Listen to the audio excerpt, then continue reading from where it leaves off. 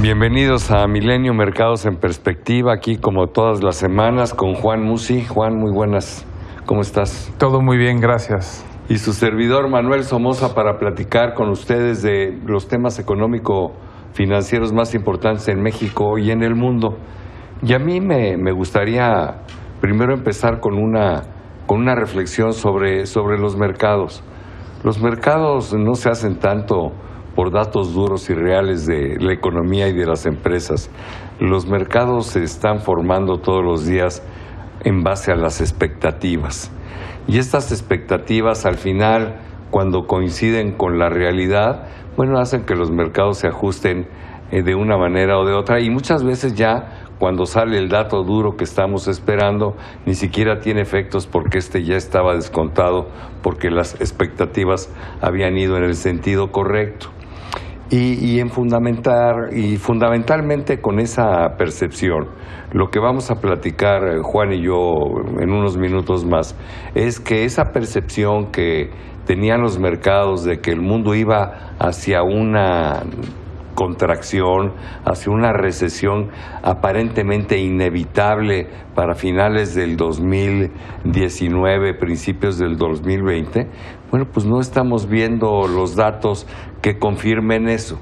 Claro, falta todavía todo un año para ver qué es lo que pasa en el 2020, sin embargo, ya entrados en el 2019, estamos viendo que las cosas no van a ser tan malas. Sí, el mundo va a crecer un poco menos que en el 2018, pero las noticias están muy lejos de ser malas y mucho menos catastróficas.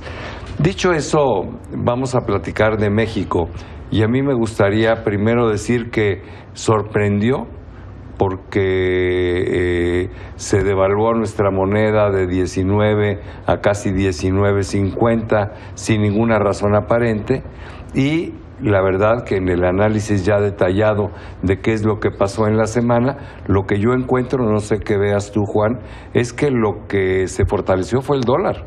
El dólar se fortaleció contra las principales monedas del mundo y evidentemente eso afectó negativamente al peso mexicano y además también hubo ligeras bajas en el precio del petróleo. Las buenas noticias en Estados Unidos fueron varias, no sé si las quieras comentar. Me parece que la más importante es que aparentemente la probabilidad de que haya un buen arreglo comercial entre Estados Unidos y China es algo que está relativamente cerca de suceder. Sí, la verdad es que como comentas, sí, la devaluación del peso estuvo muy en línea con la canasta de monedas. Evidentemente sí hay una debilidad un poquito mayor del peso. Comentábamos tú y yo durante la semana el qué tanto podría estar pesando, pues todo este tema que está muy reciente, la baja calificación con Pemex.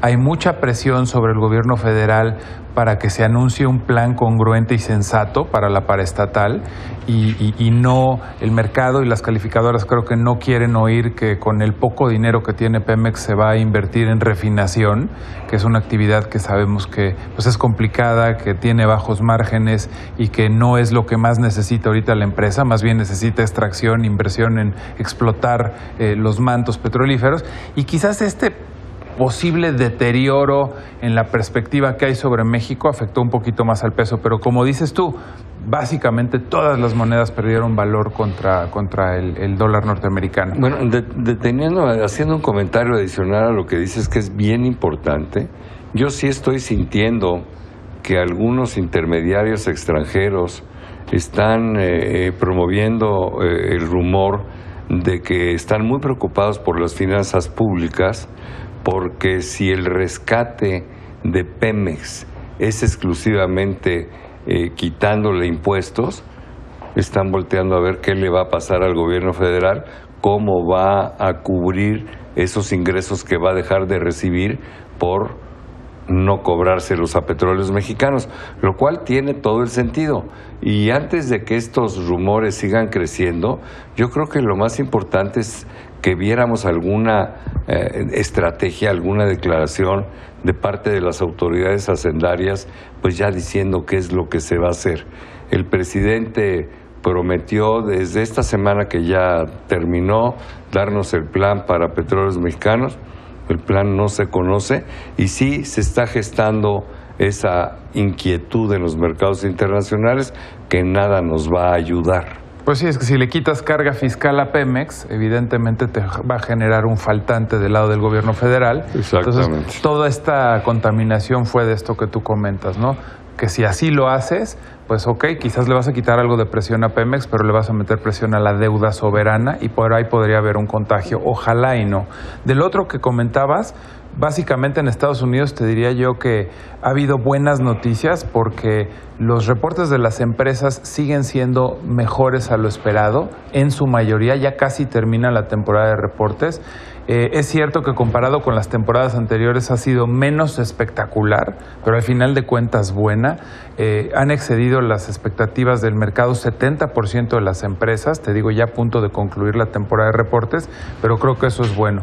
Y como ya decías también, la buena noticia en la semana fue que, así como la semana pasada, el viernes, nos fuimos con la inquietud de que se cancelaba la reunión entre China y Estados Unidos, luego nos enteramos el lunes que una delegación de Estados Unidos encabezada por Steven Mnuchin iba para China y esto revivía las expectativas. Supuestamente puede haber también una posposición de la medida, es decir, que en marzo no termine el plazo para esto de las tarifas a 200 billones. Donald Trump extienda el tiempo, lo mande a mayo o a junio, ¿no? Así es, sí hay buenas así es. noticias, ¿no? Entonces eso ha generado un mejor sentimiento en el mercado.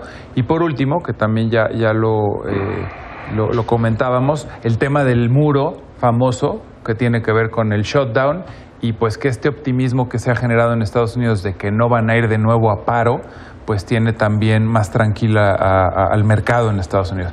¿Qué se está proponiendo? Que en lugar de que le den 5 y pico billones para hacer el muro, que le den 1 billón para hacer una bardita, ¿no? Sí, yo comentaría sobre la economía de los Estados Unidos para que estemos todos en la misma línea, que cuando vemos las utilidades de las empresas al tercer trimestre del 2018, los incrementos por lo menos de las 500 que están en el Standard & Poor's, pues eran incrementos en utilidades de alrededor del 20%. Y como bien lo dices, ahora que vemos las utilidades del cuarto trimestre, el cierre del ejercicio, vemos que los incrementos en el cuarto trimestre pues ya son solo de un dígito, ¿no? 8, 9, algunas llegan al 10%. Primero, esto no quiere decir que estén disminuyendo las utilidades. Las utilidades siguen creciendo, aunque siguen creciendo a un ritmo menor. ¿Por qué ya no crecen al 20% y crecen nada más al 10%? Porque en el último trimestre del 2017, una muy buena parte de estas 500 empresas que están en el Standard & Poor's ya habían aprovechado las ventajas fiscales que implementó el presidente Donald Trump. Entonces, al comparar el cuarto trimestre del 2018 contra el cuarto trimestre del 17, bueno, pues el incremento ya no es tan espectacular como cuando se estaba comparando septiembre, junio o hasta el mes de marzo. Pero la economía norteamericana viene bien. Los últimos datos que vimos en la semana no son tan buenos, ¿no? Así es. Y se atribuyen fundamentalmente, pues a lo mejor al cierre del gobierno, que sí implicó que hubiera 800,000 gente sin cobrar sueldo, ¿no? Yo creo que hubo dos factores. No es un tema menor, ¿no? El clima, hubo una zona del país muy afectada por unos fríos tremendos, que siempre tienen una cuota y una afectación en la parte económica, y como comentas, pues 30 y tantos días, casi 40 días de paro de gobierno que tienen que tener algún efecto también. O sea que en Estados Unidos la verdad que va bien. Me encantaría comentar lo que dije al principio. Les estamos presentando un cuadro donde tenemos el crecimiento del Producto Interno Bruto de distintos países, unos desarrollados, otras son economías en desarrollo, el crecimiento del 2018, que son estimaciones, pero ya son muy cerca de lo que es real, el 2019, estas sí son estimaciones, y lo que se espera para el 2020. ¿Por qué no comentas lo que ves o lo que vemos para las economías avanzadas? Pues sí, las economías avanzadas, Alemania, vamos a empezar por Europa, que tuvo un crecimiento en el 2018 de 1.5, se estima que baje. De hecho, esta semana salió el crecimiento económico de Alemania para el mes y fue de 0%. Alemania ha venido disminuyendo de una forma importante. Se pronostica un mejor 2020 para la región europea. Más adelante lo vamos a comentar. Si te fijas, son las únicas dos que aumentan, Alemania y Francia. Una de las cosas que afectó a la economía o que está afectando a la economía alemana es que han sido tan estrictos en las reglas de anticontaminación que las inversiones le han salido demasiado caras y esto ha interrumpido su desarrollo. Es increíble. Han sido tan estrictos implementando estas medidas para proteger el medio ambiente que les está costando en números de producción. Sí, pues quizás algo que muchos países más deberían de hacer, sacrificando crecimiento económico y bienestar, pero bueno, pues tiene su cuota económica. Estados Unidos lo hemos comentado mucho aquí, después de un espectacular 2018, yo creo que el 2019 sigue siendo muy bueno, ya no al ritmo del 18, 2.2, y para el 2020 pues sí ya viene esto que hemos estado también comentando tú y yo, un aterrizaje suave que pudiera hacer crecer hacia el 1.5. Francia 1.5 el año pasado, 1.3 este año, también ha tenido sus temas complicados, los chalecos amarillos, protestas, paros, etcétera, y al igual que Alemania con un mejor horizonte para el 2020, 1.5, y Japón, que también simplemente ha venido haciendo las cosas bastante bien, pues año con año va a desacelerar. Para ellos no es malo, Japón tenía muchos años crecimientos negativos, entonces estar del lado positivo es bueno. Una población muy vieja, sí, una población que no gasta, una población que no consume. Bueno, pues apenas si pueden crecer un poquito, con todo y que ellos son el único país del mundo que sigue con instrumentos, estímulos, ¿no? Con estímulos monetarios verdaderamente importantes. Así es. Yo comentaría que las economías en desarrollo, pues China se vio bien el año pasado con el 6.6, baja al 6.2 este año, baja otro poquitín al 6.1 en el 2020, lo cual me parece lógico. Es una economía que ya ha crecido a tal tamaño que estas cifras pues son buenas. India, francamente bien, 7.2, 7, 6.8, Brasil 1.4, un mal año en el 18, sin embargo repunta en el 19 para caer en el 20, y México pues desafortunadamente pues seguimos anclados en la mediocridad en lo que se refiere a crecimiento económico.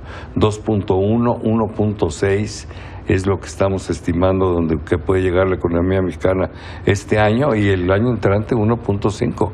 Es urgente que en México se aceleren las inversiones, porque eso es lo que nos está matando. La estabilidad está bien, se cumple el presupuesto, bla, bla, bla, pero la inversión fija bruta es cero. Este año ya ha sido cero, los 3 años pasados, y por ahí no vamos a ningún lado. Sin inversión no hay crecimiento. Así es, ¿no? Tenemos que tenemos que buscar una reforma fiscal integral, tenemos que cambiar de modelo, porque no nos va a permitir crecer. Si no hay crecimiento, no hay generación de riqueza, y el país no va a progresar.